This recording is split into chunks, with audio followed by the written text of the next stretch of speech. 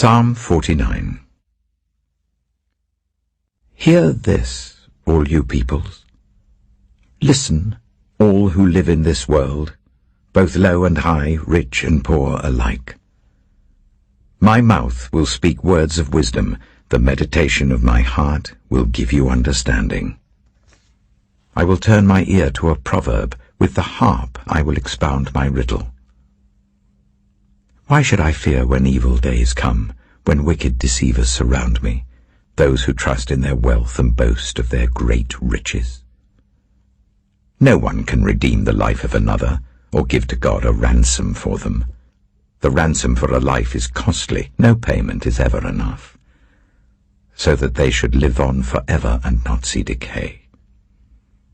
For all can see that the wise die, that the foolish and the senseless also perish, leaving their wealth to others.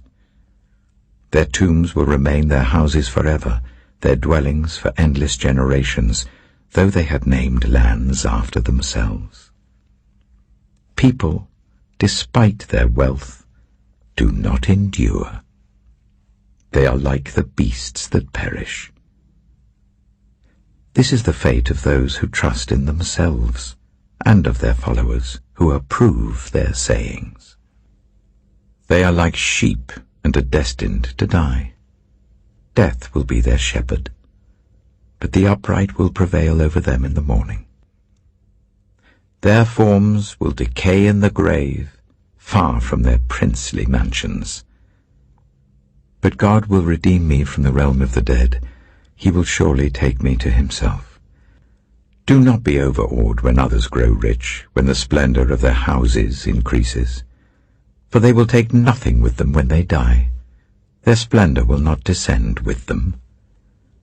Though while they live they count themselves blessed, and people praise you when you prosper, they will join those who have gone before them, who will never again see the light of life.